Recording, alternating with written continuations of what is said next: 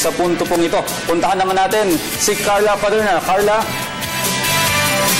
Maraming salamat, Audrey. Ito naman mga boss, kilalanin naman po natin ang mga ulirang sundalo na ginawaran ng parangal ng Metrobank Foundation. Sila po ang Outstanding Philippine Soldiers. Sila po mga makakasama natin dito.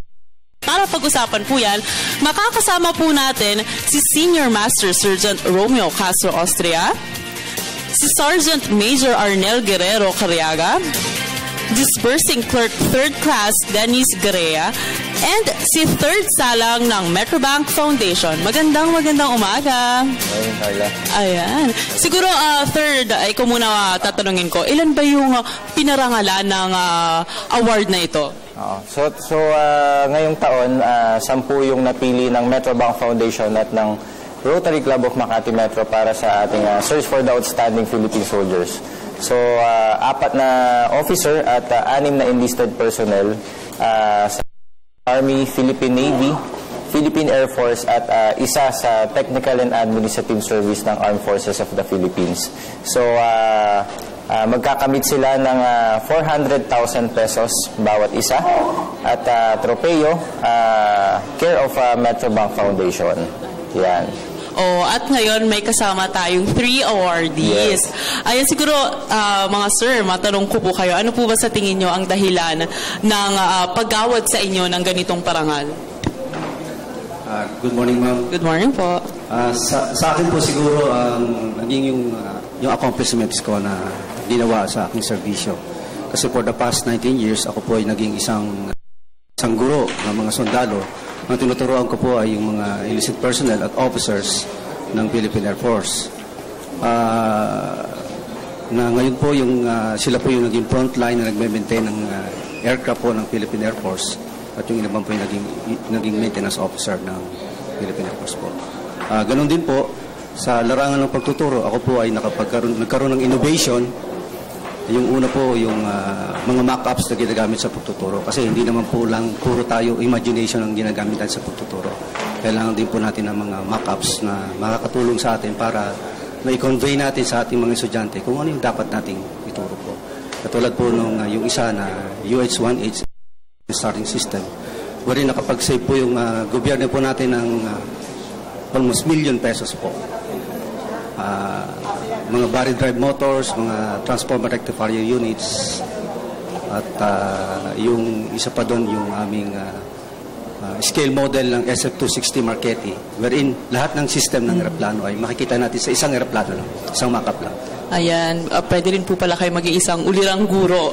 Talaga naging inspirasyon kayo sa napakadaming sundalo. Pero matanong ko naman po si Sir Arnel at Sir Dennis, sa tingin niyo po, ano po ba yung naging distinct accomplishment ninyo na talaga namang nakaagaw pansin at ito nga, binigyan pa kayo ng parangal?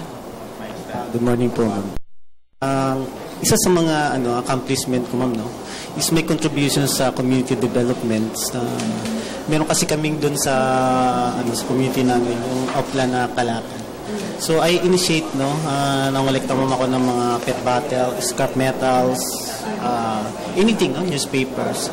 And then, pag marami na po yun, binibigay namin sa mga barangay namin yun. And then, binibenta mo yun to buy yung mga cement, steels, Then later on, yung barangay chairperson namin, ipapasemento, ma'am, yung kalsada, ma'am, namin. So, ang barangay po namin sa G2 Billings po ay marami pong nasemento out of that scrap metals po. Kaya nagpapasalamat po ako kay chairperson namin kay Maribel Vitales po, kay Babylona, sa pagtulong po nila sa amin po. Another one is my innovation po, yung may talent is skills doon sa Geographic Information Innovations na dineploy ko, ma'am, sa buong Philippine Army. At nagturo, ma'am, tayo doon sa mga tropa natin sa Luzon, Visayas, Mindanao. Lahat po ng mga battalions po namin. Tinuruan po natin po. Wow. And may contribution, ma'am, doon sa international community engagement. That's very nice. Napakaganda po ng mga accomplishments at ng mga proyekto po na nagawa ninyo. Pero Dennis, matanong ko naman po kayo.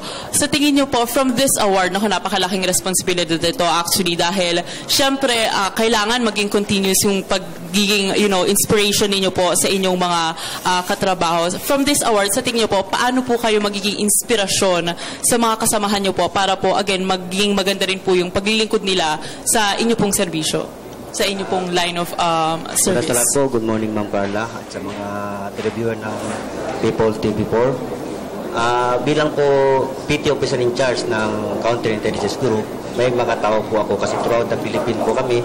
So, ang pagkapanalo ko yata ngayon ay isa sa mga mag-inspire sa mga kasamahan ko, yung sa mga kasamahan ko sa trabaho, na magtrabaho din sila ng tama at tutulong sa gobyerno, lalo na sa Philippine Navy at the whole armed force of the Philippines para sa bayan.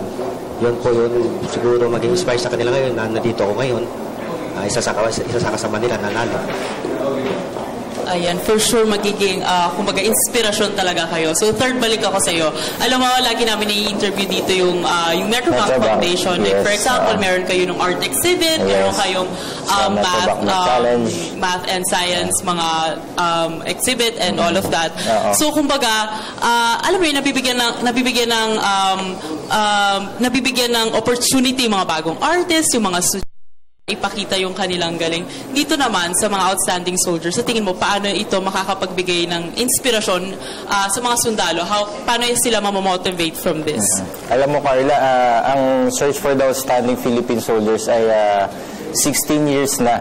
16 years? 16 years na nagbibigay inspirasyon, motibasyon sa ating mga kasundalohan at sa, of course, sa buong Armed Forces of the Philippines. So, ginagawa namin to as a simple gesture of thanking our own armed forces of what they're doing in our people and of course in our territories, no? Alam naman natin na sila yung mga modern day heroes natin ngayon na talaga naman nagbabantay sa ating bansa. So, patuloy pa rin itong gagawin ng Metrobank Foundation at ng Rotary Club of Makati Metro hanggat kaya pa namin, no? Patuloy pa rin tayo magbibigay ng inspirasyon sa ating mga kasundalahan. Plus 16 more years pa. Plus 16 more years, yes. Forever pa. Ayan, sana po maging inspirasyon kayo sa lahat, hindi lang po sa mga sundalo, kundi sa bawat Pilipino. And they deserve all the recognition. Yes, kaya maraming salamat po.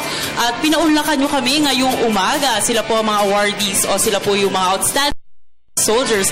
Again, nakasama po natin si Senior Master Sergeant Romeo Castro Austria, Sergeant Major Arnel Guerrero Cariaga, Disbursing Clerk 3rd Class Dennis Guerrea. Maraming salamat po. And of course, si third salang ng Metrobank Foundation. Thank you so much. Sa lahat ng tagapanood nila. Maraming salamat.